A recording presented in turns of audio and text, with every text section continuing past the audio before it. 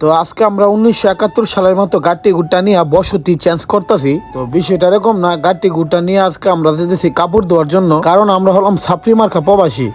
কাজের ফাঁকে ফাঁকে আমরা কাপড় ধুইতে কাল লাগে, এই জন্য আমরা যেতেছি আজকে ওয়াশিং মেশিনে। তো মালয়েশিয়াতে রাস্তা পরিষ্কার তারপরও দিয়ে তো জাম থাকে, জামার জন্য যাইতে পাই না। তো এক পর্যায়ে আমরা ওয়াশিং মেশিনের ভিতরে চলে আসি। তো চলে আসার পরে আমরা দেখতেছি কোন মেশিনটা খালি আছে, কোনটার ভিতরে হান্দানো যাইবো। তো হান্দানোর জন্য মেশিন খুঁজতেছি, পাইতেছি না। তো আমার গ্রামের চাচতো ভাই ছাপরি পোলা বাইন্ডা, তোমাদের জন্য আমার একটা বার্তা। এই যে দেখো তো, এরকম চুলার ভিতরে কোনোদিন কাপড় দিয়েছো না, যেটা দুইয়া নিজে বাড়িব। ও তোমরা আবার এইসব কইতে দেখবা, তোমরা ছাপরি খেত গরিব, এক্সের গরিব তো আর বেটা। তো আমার কাছে মনে হচ্ছে ছাপরি পোলা বাইন্ডাদেরকে বেশি বইকে ফেলতেছি, তো অসম্ভব বেশি বকা যাবে না। মামা একটা কথা কি, আমরা সবসময় সবকিছু বেশি লাগে, কারণ আমাদের হাত খুব বড়, আমাদের মনও খুব বড়।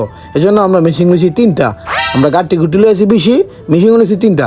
তো আজকে আমরা কিভাবে কাপড় ধুই এগুলো দেখবেন। আর যারা আমার পেজটা ফলো করেন না, অবশ্যই আমার পেজটা ফলো করে দিয়ে দিবেন। তো বালপাক নেমে কথা কইতে নাকি এখানে বলে আবার কি বলে মেশিনের খাবার দিতে হইব। তো মেশিনের খাবার হলো হুইল ফাটার। তো আমার ভাই মুস্তফা মেশিনের ভিতরে হুইল ফাটার ঢুকাইতেছে। তো গাইস আবার নাকি মেশিনে বলে টাকা ঢুকাই দিব। আমি ভাবছিলাম মালয়েশিয়াতে ভিআইপি রাষ্ট্র, এরকম ছোট ছোট কাজ করে এই মেশিন গুলো মানুষের পাশে থাকবে, কিন্তু দেখি একবারে তার উল্টা। তো এইখানে আমরা 10টা কয়েন নিয়েছি, 10টা কয়েন হবে না, আরো 10 টাকা নিয়ে দিব, আরো 10 টাকা ঢুকাই দিব। তো আবারও 10 টাকা ঢুকায় 10টা কয়েন নিলাম। তো গাইস এখানে আমি একটা জিনিস চিন্তা করতেছি, এত চুল পাকনামি করে যদি এখানে কাপড় ধুতে হয়, তাহলে আমার রুমে বেলা ছিল, আমি কাপড় পায়রা চাইরা লাইতে মাইতে কাপড় দিলাম, মানে এটা মজা ছিল। তো এইখানে নাকি আরেকটু চুল পাকনামি করতে হবে। তো কয়েন গুলো এটার ভিতরে ঢুকাইতেছি। তো দেখেন এখন ইস্টা দিতেছি। তো ইস্টা দেওয়ার পরে দেখি কাপড় ঘুরতেছে না, খুব টেনশনে পড়ে গেছিলাম যে কোনো পেছমেস লাগা দিছিনি, পর্যায়ে ইচ্ছা মতো ঘুরতেছে গাইস। তো গাইস আবার অনেকে বলতে পারেন ভাই মেশিন চালু করে দেওয়ার পরে আবার এইগুলো কি দিয়েছেন। তো এইগুলো হলো ভাই ছাপরি পোলা মানে মতো আমরা একটু গ্রান লাগাইতেছি, যাতে কাপড় একটু গ্রান করে। আর আমরা গরিব হইতে পারি কিন্তু স্টাইল কম জানি না। তো গাইস এখানে যে হুইল ফাটার গুলো দিছিলাম এই মেশিন গুলোর ভিতরে আইটে গেছে। তো ভাবলাম এত কষ্ট এটার কামাই, তো হুইল ফাটার তো ফালাই কিলাম আছে, তো আমরা পানি দিয়ে ভিতরে ঢুকাই দিই। তো ওই দিক দিয়ে আমি পাকনা চুল ছিটতে এইখানে আইসা দিকে আরেক বাল পাকনা। তো আমার বন্ধু বলতেছে, বন্ধু তুই যখন কইল নিতে আসছে তখন তুই ভিডিও করছিলি, আমি যখন কইল নিতে আমার একটা ভিডিও কর। তো এই জন্য আমি একটা ছাপড়ির মতো একটা ভিডিও করলাম। তো আমার সাথে সাথে সে একটু চুল পাকনামি করলো। তো চুল পাকনামি করে এখন মেশিনের ভিতরে ঢুকাইবে। তো আমার বন্ধুগুলো ঢুকানোর জন্য খুব পাগল। যাই হোক, তো ঢুকানোর জন্য দিই তারা প্রতিযোগিতা লাগে গেছে গা, কার আগে কারা ঢুকাইবো। তো বাবা তোরা যেটা মনে করছো তো এটা না, এটা একটা মেশিন বাবা, আল্লাহর রাস্তায় সারা দে নাই। তো গাইস মেশিন পাতি চালু হয়ে গেছে গায়ে না, আমরা কোনো কাজ নাই, এখন আমরা চলে যাবো। আমাদেরকে আধা ঘন্টা সময় দেওয়া হয়েছে মেশিনে, বলতেছে যে আধা ঘন্টা পরে বাবুরা তোমরা আসো। তো আমরা আধা ঘন্টা পরে আবার আসবো। আসেন আমরা একটু চুল পাকনামি করে আসি, একটু ঘুরে ঘুরে দেখে আপনাদেরকে। আর যেহেতু আধা ঘন্টা সময় আছে, তো এর ভিতরে আমি চুলগুলা কেটে ফেলি।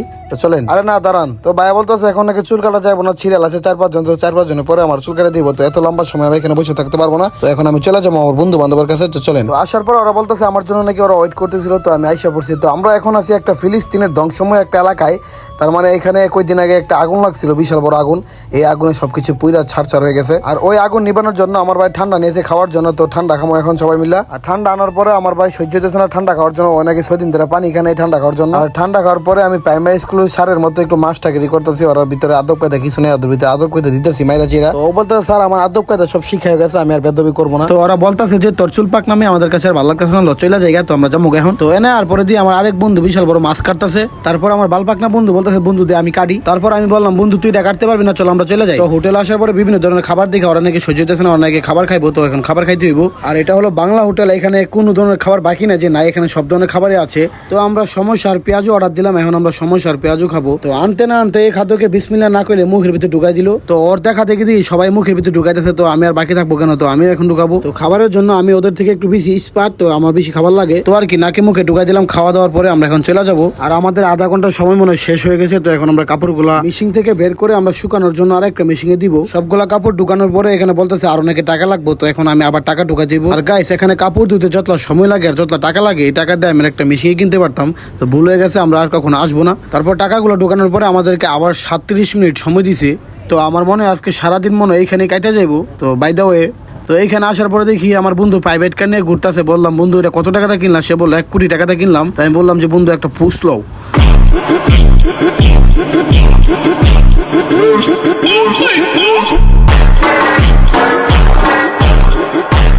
তো গাইস ওইখানে পুষ লইতে লইতে এইখানে আমাদের হাতে আরো 30 মিনিট সময় আছে। তো এইখানে এসে আমরা আবার আড্ডা দিতে শুরু করলাম। তো এইখানে ঝগড়া লাগিয়ে আছে বিএস স্টাইন।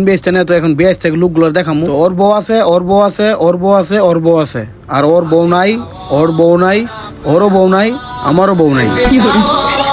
சிங்கிள் பசங்க இப்ப மிங்கல்லாக வந்திருக்கோம், தாஜ்மஹால் கட்ட ரெட்டி செங்கல் போட்டுங்க. சிங்கிள் பசங்க তো সিঙ্গেল বলে এত ইমোশনাল হয়ে লাভ নাই, আমাদেরও বউ হবে একদিন ইনশাল্লাহ। তা নিয়ে এত প্যারা নিয়ে লাভ নাই। তো এখন আমরা চলে যাবো কাপড় নিতে। তো কাপড়গুলো মনে হয় শুকায় গেছে, তো এখন আমরা কাপড় নিয়ে চলে যাবো। তো আয়সা দেখি কাপড়গুলো শুকায় গেছে। আর গাইস মিশিংয়ে কাপড় দিলে ভালোই লাগে, কিন্তু দেরি লাগে বেশি, এই জন্য একটু বোরিং লাগে। তো গাইস ভিডিও এতটুকু পর্যন্তই। ভালো লাগে লাইক করবেন, শেয়ার করবেন, কমেন্ট করবেন, অবশ্যই আপনাদের মতামত জানাবেন। Bye bye.